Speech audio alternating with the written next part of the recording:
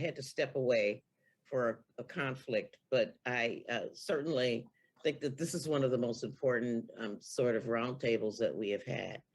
Um, I do think when I really appreciate all the witnesses, and I really appreciate some discussion that gets us toward closing these disparities and equities as opposed to just throwing stuff out there. I think, for example, the discussion of school choice and entrepreneurship as examples are worthy of discussion as to whether or not they close some of these disparity gaps. But I find it sort of disturbing, sort of to buy into the notion that somehow helping people who are in poverty, single moms who, uh, uh, for example, that somehow giving them the child tax credit creates the kind of inflation and disincentive and welfare queenness that lowers our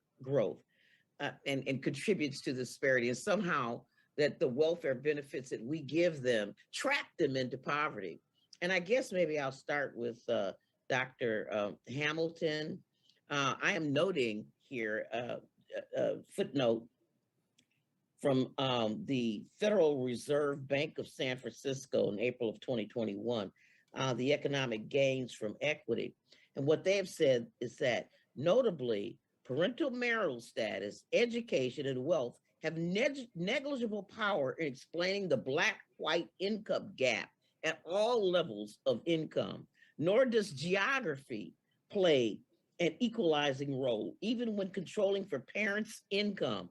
Black boys have lower adult incomes than their white counterparts in 99% of census tracts. And so we have all these explanations. And so I just guess I want you to comment on that within the time that I have.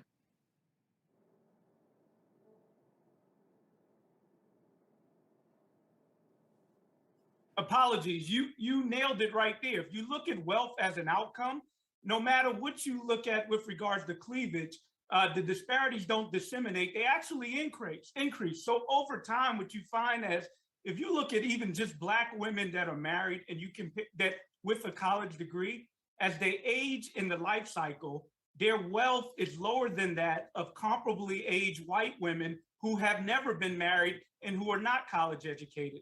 And to me, that is part of the point that we misunderstand. These disparities don't disseminate with education or marriage. They actually increase in multiple domains, and especially when we look at wealth. And if I may respond to a couple of things, the notion of redistribution, well, we need to understand history. The Homestead Act redistributed native lands to primarily white men, and it facilitated growth. So what we're talking about is government interventions that are not immoral, but actually learning from those lessons and doing it in a more equitable, generous way and not an immoral way. And the story about inflation would also took, first off, the US came off the gold standard well before 1971. Indeed, we were able to finance World War II in large part by not being on the gold standard. So deficits aren't new.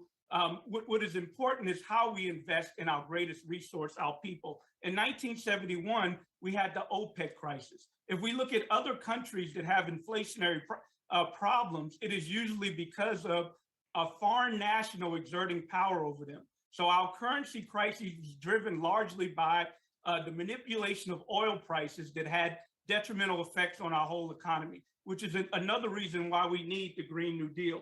And then finally, looking at marriage, the presumption that Black people don't want to be married is a problem. You know, marriage itself is an outcome. Maybe if we incarcerated Black men on less often, maybe if we facilitated people to be their best selves, we would offer the access to love to all people. Love itself is something that's innate and human, and we should facilitate it, not use it as a scapegoat for why people are not thriving.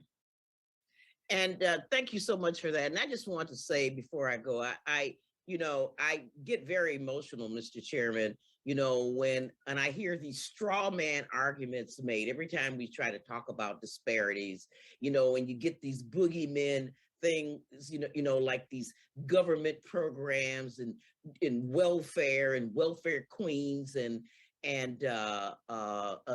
defund the police and so on. None of that is really helpful toward moving this conversation forward. Thank you, and I yield back.